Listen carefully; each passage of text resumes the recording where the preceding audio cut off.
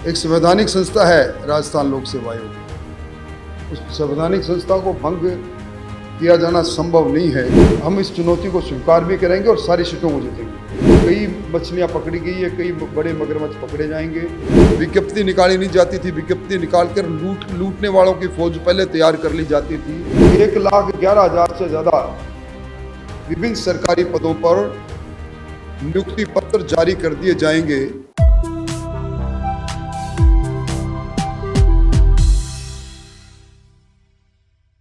हम राजस्थान के नौजवानों को आपके माध्यम से ये संदेश देना चाहते हैं कि भजन लाल जी की सरकार ने जो वादा किया था 5 साल में 4 लाख सरकारी नौकरी और 6 लाख लोगों को स्किल के साथ जोड़कर रोजगार देने की, उस ओर एक बड़ा कदम उठा लिया गया है।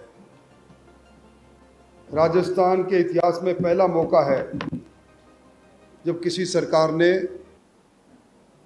अपने कर्मचारी भर्ती आयोग के माध्यम से 2 साल का विस्तृत कैलेंडर, किस संवर्ग की भर्ती कब होगी, कितनी संख्या में होगी, एक निश्चित तिथि पर भर्ती और पारदर्शी तरीके से भर्ती, ये बहुत बड़ा कदम, ताकि राजस्थान का नौजवान अपने पसंद की नौकरी पाने के लिए मेहनत करना प्रारंभ कर दे।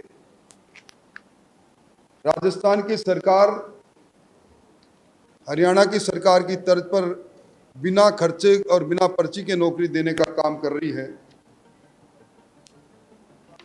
अब तक जो संकल्प लिया गया था मुख्यमंत्री जी ने 4 लाख नौकरी देने के लिए 5 साल में, इस पूरे दिसंबर माह आएगा 31 दिसंबर तक, लगभग 1,11,000 से ज्यादा विभिन्न सरकारी पदों पर नियुक्ति पत्र जारी कर दिए जाएंगे। यह इससे पहले कभी नहीं हुआ।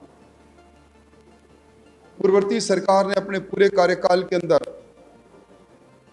2,13,000 के लगभग विज्ञप्तियां जारी की नौकरियों की, जो पेपर माफियों की गिरफ्त में आकर बड़ी संख्या में पेपर रद्द हुए।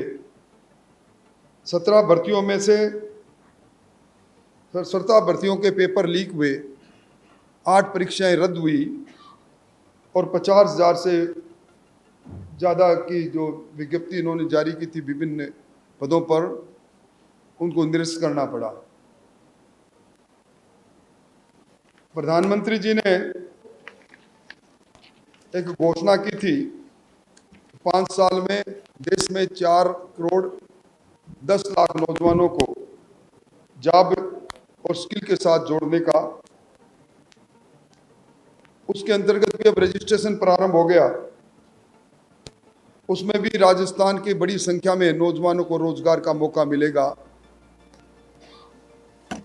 मुख्यमंत्री जी औद्योगिक निवेश को, जिसका अनुकूल वातावरण बना है, उसके लिए विदेश यात्रा इसलिए कर रहे हैं कि यहाँ उद्योग लगे।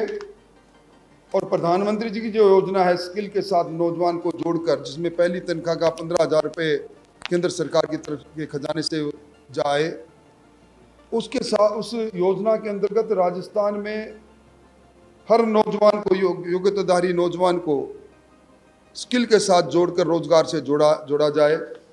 ये एक बड़ी घोषणाएं थी। आप लोगों के हाथ में वो पूरा कैलेंडर है। इससे पहले अलग अलग समय पर, अलग अलग महीनों में, अलग अलग वर्षों में अलग अलग नौकरियों की विज्ञप्तियां जारी होती थी। किसी ने साहस नहीं किया कि हम 1 साल 2 साल में कौन कौन सी नौकरियां कब कब जारी करेंगे, उसका कैलेंडर जारी करें। इस काम को करने के लिए हम भजन लाल जी की सरकार को धन्यवाद देते हैं। और अभी जो एसओजी ने जो पेपर माफियों पर शिकंजा कसा है, लगभग 250 से ज़्यादा की गिरफ्तारी सिद्ध करती है कि पूर्ववर्ती सरकार के समय में विज्ञप्ति निकाली नहीं जाती थी, विज्ञप्ति निकालकर लूटने वालों की फौज पहले तैयार कर ली जाती थी। कई मछलियां पकड़ी गई है, कई बड़े मगरमच्छ पकड़े जाएंगे। मोटे तौर पर इस बिंदु पर मुझे आपका ध्यान आकर्षित करना था। मुझसे कुछ बातें छूट गई है, उसके लिए मैं लक्ष्मीकांत जी को कहूँगा वो आपको अपनी बात करें। एसआई की भर्ती के लिए मंत्रिमंडलीय उप समिति के सामने सारे दस्तावेज आ गए हैं। उन्होंने अपने प्रारंभिक रिपोर्ट मुख्यमंत्री जी के सामने रखी है। पूरी विस्तृत रिपोर्ट आने के बाद में गुणावगुण के आधार पर निर्णय होगा। एक संवैधानिक संस्था है राजस्थान लोक सेवा आयोग, उस संवैधानिक संस्था को भंग किया जाना संभव नहीं है।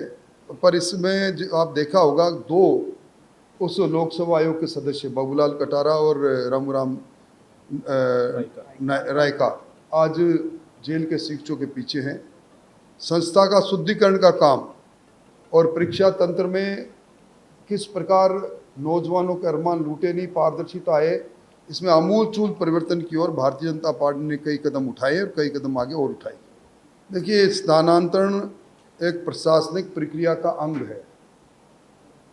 आज आप देख लें कितना बड़ा कैडर है। राजस्थान में 6.5 लाख से ज़्यादा सरकारी कर्मचारी है। उनमें से अगर थोड़े सौ का ट्रांसफ़र हो और फिर रद्द हो जाए तो कोई ऐसी बात नहीं।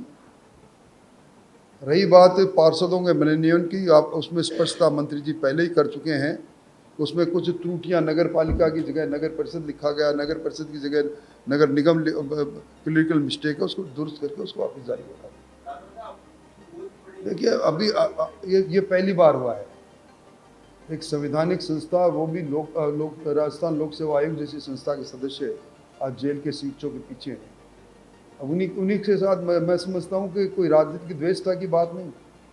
जिन्होंने किया हो इस प्रकार का अपवित्र काम किया, उन्हीं के खिलाफ कार्रवाई होने से निश्चित तौर पर आने वाले समय के अंदर लोग पारदर्शिता की बात को और गंभीरता से लेंगे।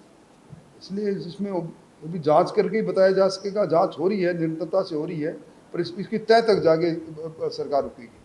देखिए, मैं आपको ये स्पष्ट करना चाहूँगा कि 7 सीटों में 1 सीट पर भारतीय जनता पार्टी के पहले प्रत्याशी निर्वाचित हुए थे। 6 सीट कांग्रेस के साथ और आदिवासी पार्टी के साथ थी।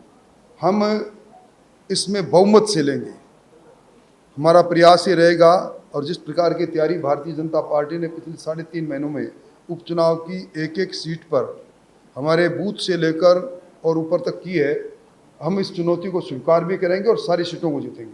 इतना ही नहीं, मैं अपने आप को मैंने जनता के सामने परीक्षा के लिए जब प्रस्तुत किया था, वहाँ मैं पराजित हो गया। इस पराजय को मैंने सहज स्वीकार किया। देखिए, एक दिन की प्रक्रिया नहीं थी, ये कई दिनों की प्रक्रिया है। और अभी जिस तरह उपेंद्र ने कहा, 2 संवर्ग अभी भी ऐसे हैं जिनके लिए तिथियां तय कर दी गई है, पर संवर्गों में कुछ संशोधन के कारण से उनका नहीं हुआ। इसका आने वाले चुनाव और उपचुनाव से कोई संबंध नहीं।